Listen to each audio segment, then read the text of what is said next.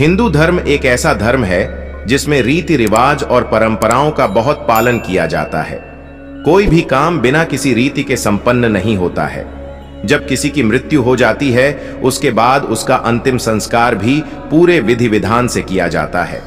ऐसा माना भी जाता है कि जिसका अंतिम संस्कार पूरे विधि विधान से नहीं होता है वो लोग कभी भी मुक्त नहीं हो पाते हैं और उनकी आत्मा जो होती है वो भटकती रहती है।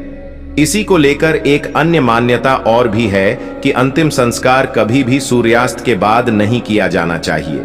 लेकिन ऐसा क्यों है? हिंदू धर्म में आपको 16 संस्कारों का वर्णन देखने को मिलता है। इन्हीं 16 संस्कारों में जो आखिरी संस्कार होता है उसी को अंतिम संसर्ज के नाम से जाना जाता है।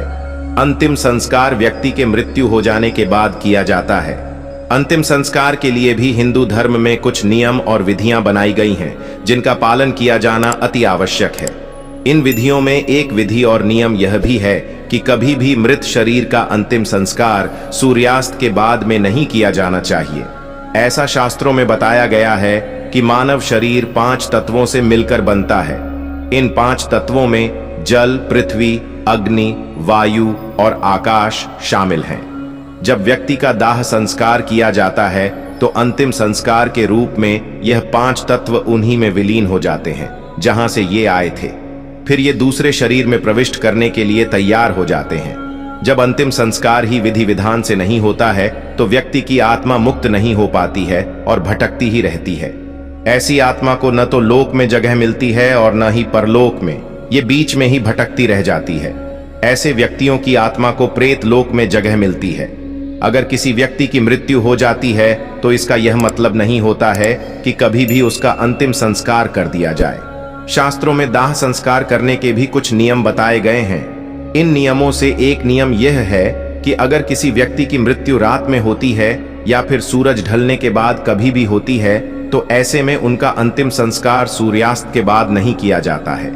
उस शव को रात में घर में तुलसी माता के पास रखा जाता है और शव के आसपास दीपक जलाकर रखा जाता है।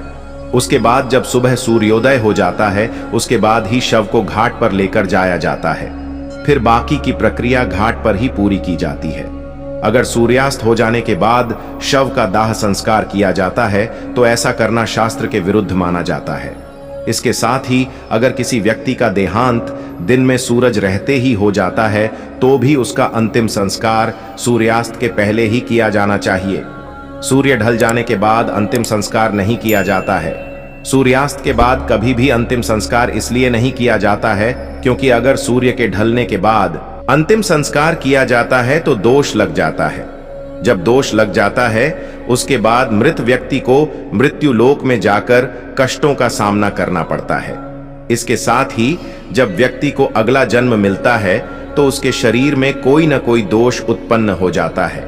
इसको लेकर एक और मान्यता है कि जब सूर्य ढल जाता है तो उसके बाद स्वर्ग के द्वार बंद हो जाते हैं और नर्क के द्वार खुल जाते हैं। रात का समय ऐसा होता है जब आसुरी शक्तियों का ज्यादा प्रबलता मिली होती है। ये शक्तियां मुक्ति के मार्ग में बाधा उत्पन्न कर देती हैं। ऐसे में जब मृत आत्मा को मुक्ति नहीं मिल पाती है तो वो भटकती रहती है। ऐसे में वो अपने आसपास के लोगों और परिजनों को परेशान करती है। यही कारण है कि रात में अंतिम संस्कार की क्रिया नहीं की जाती है। इसी के साथ धन्यवाद मित्रों।